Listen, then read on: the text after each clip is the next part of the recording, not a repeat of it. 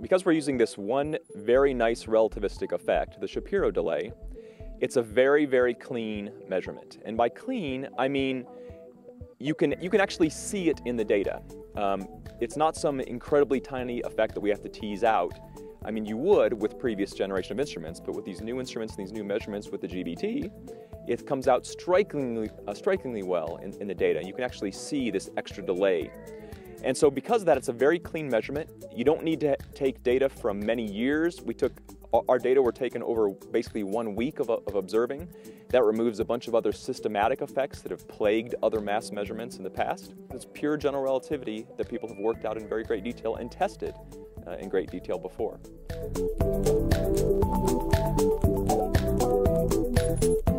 The reason why we've been able to do this now, because this pulsar has actually been known clear back since 2003. So it hasn't just become the most massive pulsar, it's just that we've happened to be able to measure that now. And that's because we have the Green Bank telescope, which is one of the largest telescopes in the world. It's 100 meters in diameter, and that gives us tremendous amount of collecting area. And these pulsars are incredibly faint sources, so we need as much sensitivity as possible. So if we get a big collecting area, a big bucket to collect all these photons, that's going to give us much more sensitivity. And then the second thing is the fact that we have a spectacular new instrument called GUPPI, which Paul has done a lot of work on.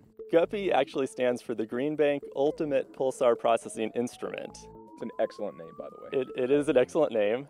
So GUPPI is the part of the system that actually records the signal. It records and processes the signal that comes off of the telescope.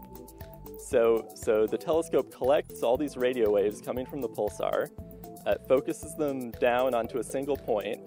The signal gets converted onto a signal going along a wire and eventually ends up in our what we call our back-end system GUPPI. It's a rack of several computers that samples the signal at a very high rate, and it applies some specialized processing to give us the sharpest possible pulse measurement, the most accurate time of arrival measurement we can make of the radio pulses. We are able to very precisely measure the arrival times of the blinks of the pulsar.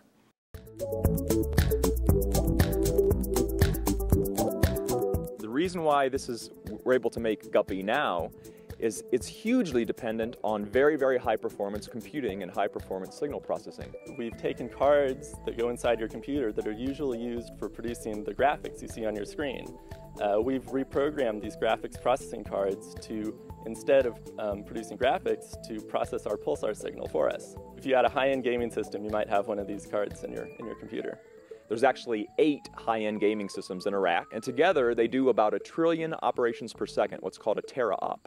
And to do that in real time basically has only been possible this year with these GPUs, because a desktop computer can only do a couple gigaops, which is a couple billion operations per second. So this is about roughly 1,000 times more processing power. GUPPI is the absolute world state-of-the-art instrument. There's a couple other groups around the world who are building instruments that are similar to that, and they're starting to get results now.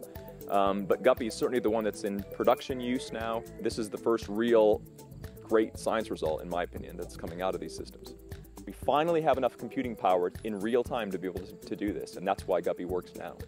So it's pretty interesting that pulsar astronomers, or scientists in general, are able to sort of take these technologies from gamers, essentially, that are developed elsewhere, and use them for cutting-edge science.